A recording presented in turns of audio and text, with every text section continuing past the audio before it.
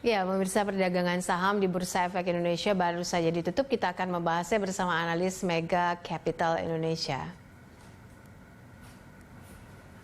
Ya, untuk membahas bagaimana prospek IHSG hari ini kita sudah terhubung bersama Lianto Sudarso, Investment Specialist Mega Capital Indonesia. Pak Lianto, kita lihat tadi penutupan ternyata IHSG melemah begitu ya ke zona merah. Tapi kalau bisa di breakdown, kalau pekan lalu kan kita lihat bahwa IHSG ini cukup sumringah begitu, bahkan sempat menguat 5 hari berturut-turut ya ke level 6.000 lebih. Nah, kalau dilihat apakah ini memang kondisinya secara technically atau memang ada sentimen yang memang mempengaruhi lantai bursa untuk awal pekan ini?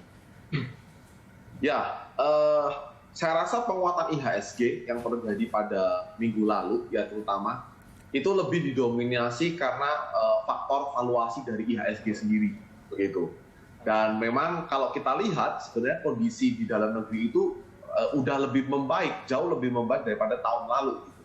Dimana kalau kita lihat dari beberapa faktor ya, terutama kan kalau kita lihat bahwa IHSG ini kan lumayan sumringah tadi bahasanya itu sejak kita membukukan PMI itu di level 55, which is di bulan sebelumnya 54, tapi 55 kali ini. Nah itu artinya ada kepercayaan dari sisi produser atau dari perusahaan atau dari manufacturing untuk mulai mau lagi menyerap daya beli memberikan lapangan pekerjaan lagi begitu. Nah, otomatis ini sesuatu yang menjadi sentimen positif untuk IHSG. Tapi memang apa yang terjadi pada IHSG ini kalau kita lihat daya beli masyarakatnya belum membaik. Nah, ini aja yang jadi PR-nya IHSG sekarang ini gitu. Nah, jadi otomatis itu salah satunya di mana kita lihat pelaku usaha sudah mulai lebih bersemangat, sudah lebih optimis begitu. Dan secara valuasi juga IHSG sudah sangat murah dibandingkan dengan regional-regional lainnya, oke? Dan walaupun dan otomatis selain itu karena di bulan Mei kita udah terpuruk cukup dalam. Nah makanya di bulan Juni kemarin dibantu juga dengan data-data yang bagus seperti itu. Nah itu akan membuat IHSG ke depannya akan lebih bergairah lagi. Nah tapi memang ada dua faktor yang sekarang masih membayangi IHSG. Salah satunya pastinya adalah tentang rencana pemerintah untuk menaikkan PPN. Nah ini kalau misalnya pemerintah tidak memainkannya dengan tanda kutip dengan lebih terarah dan terukur, ini takutnya akan membuat lebih daya beli masyarakat Indonesia ini semakin rendah gitu. Nah itu yang membuat kenapa saham-saham sektor konsumer sekarang ini juga masih tertekan begitu. Nah yang pastinya yang terakhir adalah tentang coronavirus ya. Kemarin kita udah mulai lihat juga bahwa angka coronavirus kita ini udah mulai meningkat. Tapi saya rasa as long as kalau misalnya angka coronavirus itu tidak sampai melebihi kapasitas yang ada di rumah sakit atau kita ngomongnya bed occupancy rate, di mana kalau misalnya di atas 70% itu sudah artinya yellow alert atau bahkan on the way ke lampu merah begitu ya, itu should be okay gitu. Jadi kita juga dari analis ini melihat setiap minggu gitu ya, kira-kira bed occupancy rate-nya itu terisi berapa banyak, seperti itu. Oke, Pak, ini apakah memang pekan ini investor ini akan lebih banyak mengambil resiko atau risk appetite, menyusul mungkin kuartal 2 ini kan ada optimisme untuk mengembalikan pertumbuhan Indonesia kembali ke target pemerintah yaitu 7%. Nah, ada optimisme itu, tapi bagaimana Anda melihat rekomendasinya untuk para investor ini? Apakah risk appetite juga akan ada untuk minggu ini? Ya, jadi saya rasa seperti ini ya, ini cukup menarik. Jadi memang di bulan Juni ini kalau kita lihat, memang kalau investor itu betul, tadi dikatakan bahwa dengan adanya dari pemerintah pun percaya bahwa di kuartal 2 2021 ini Indonesia akan memiliki GDP pertumbuhan yang lebih baik. Tapi kan ini permasalahannya adalah kita tahu bahwa tahun lalu itu kita punya base atau pembagi atau dasar yang lebih rendah. Jadinya otomatis tahun ini pasti lebih bagus dong gitu. Nah, masalah GDP Indonesia saya rasa itu akan lebih nanti kelihatan stabilnya itu lebih di kuartal 3 dan kuartal 4 setelah ini gitu. Nah, tapi yang juga menjadi cukup menarik, retail investor ini saya lihat udah mulai kembali. Nah, kita tahu bahwa retail investor kemarin sempat tanda kutip singgah sebentar ya dari bursa efek Indonesia ke salah satunya ke aset lain yaitu Bitcoin. Nah, tapi kalau kita lihat sekarang ini kan Bitcoin udah mulai terkoreksi, terus mungkin kita udah lihat bahwa banyak negara yang udah tanda kutip ingin tidak menyetujuinya Bitcoin dan lain sebagainya. Nah, saya rasa beberapa investor juga udah mulai lagi balik ke pasar ke bursa efek Indonesia, di mana saya rasa tadi juga saya katakan bahwa bursa efek Indonesia ini valuasinya masih sangat murah. Gitu. Oke, baik. Tadi sempat terkoreksi untuk sektor keuangan gitu, Pak Lianto. Ini kenapa? Kemudian kemarin juga baru-baru ini juga sempat heboh soal DCII ini yang katanya juga sangat berpengaruh besar di lantai bursa. Ini bagaimana rekomendasinya? Apakah bisa dipilih atau apa yang menyebabkan sektor keuangan juga ikut terkoreksi?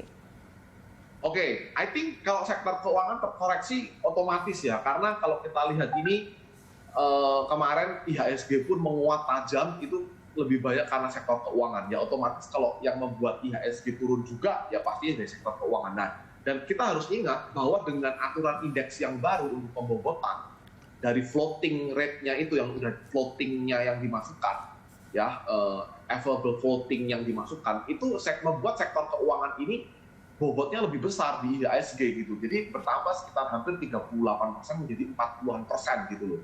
Nah, bahkan kalau kita lihat the biggest market cap gitu BCA pun menjadi tambah porsinya gitu. Nah, jadi saya rasa tetap masih aja sektor keuangan akan menjadi primadona begitu ya.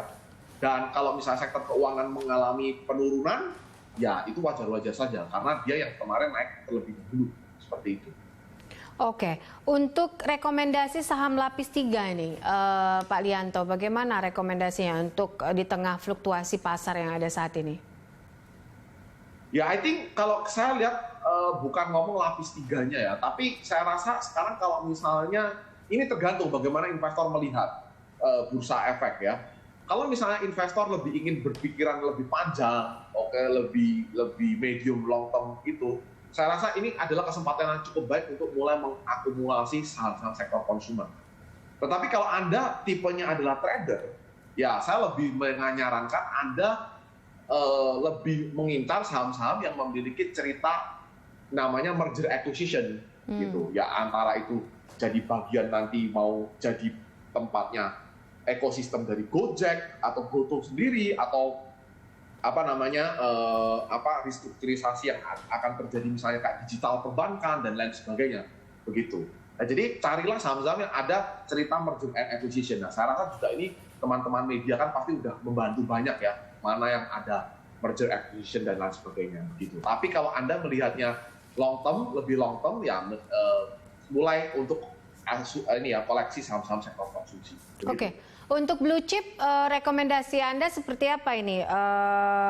Untuk banyak juga kan yang berspekulasi soal jelang rapat The Fed nih. Nah, ini gimana nih? Oke, kalau masalah rapat The Fed, saya rasa sekarang yang dilihat oleh investor itu sebenarnya hanya dua aja, hanya beberapa sektor, hanya beberapa faktor. Investor itu sebenarnya pengen melihat kapan kira-kira The Fed itu mau melakukan yaitu ya kalau bahasanya taper down atau mulai menarik likuiditas mereka begitu. Nah sama seperti pekan lalu di mana hasil unemployment rate atau data penganggurannya Amerika ini kan sebenarnya sedikit di luar ekspektasi ya, di bawah ekspektasi, tapi ini membuat investor jadi sebenarnya Amerika ini udah mulai membaik tapi belum cukup untuk mereka itu berani melakukan penarikan likuiditas secara agresif begitu. Nah, jadi sebenarnya seperti itu. Jadi sebenarnya setiap kali The Fed memberikan statement sekalipun, saya rasa investor cuma mau nunggu nih. Kalau tidak ada kata-kata yang jelas tentang kapan dia akan narik dan berapa banyaknya begitu ya. Nah, saya rasa ini impact-nya tidak akan banyak juga ke pasar begitu. Tapi memang saya melihat di sini IHSG ada potensi memang koreksi ya, karena kalau kita lihat itu di gap di level 5.950 IHSG ada gap di situ. Nah, jadi ada potensi IHSG harus koreksi terlebih dahulu untuk mengisi gap tersebut, baru nanti melanjutkan rally-nya dan mengikuti sentimen-sentimen yang ada. Seperti itu. Baik, rekomendasi Anda untuk pekan ini apa saja yang bisa dipilih dan juga menjadi catatan bagi investor, Pak Alianto? Ya, saya rasa tadi karena sempat dikatakan saham perbankan ini terkoreksi. Kalau misalnya terkoreksi, saya rasa ini kesempatan sangat menarik untuk tetap dikoleksi. Karena harus diingat saham perbankan ini bobotnya semakin besar setelah IHSG melakukan penyesuaian terhadap bobot ini ya, untuk secara keseluruhan weightingnya. Ya, jadi kalau misalnya IHSG nanti pun mau on the way ke 6.300, 6.500 atau bahkan ke 7.000, mereka tetap masih perlu akan saham-saham perbankan. Begitu. Baik, untuk esok level support dan resisten berapa kira-kira IHSG kita, apakah akan bertahan atau akan rebound atau akan terkoreksi kembali? Ya, I think dengan seperti ini, saya rasa IHSG seperti yang saya katakan ada support di level 5.950 dan resistennya itu di level 6.150. Nah, tapi sebelum ke 5.950 kita harus lihat apakah IHSG besok bisa nggak kuat untuk menahan di level psikologisnya di 6.000 terlebih dahulu. Begitu. Baik, terima kasih Pak Alianto untuk analisanya dan juga waktunya bersama kami dalam closing market hari ini.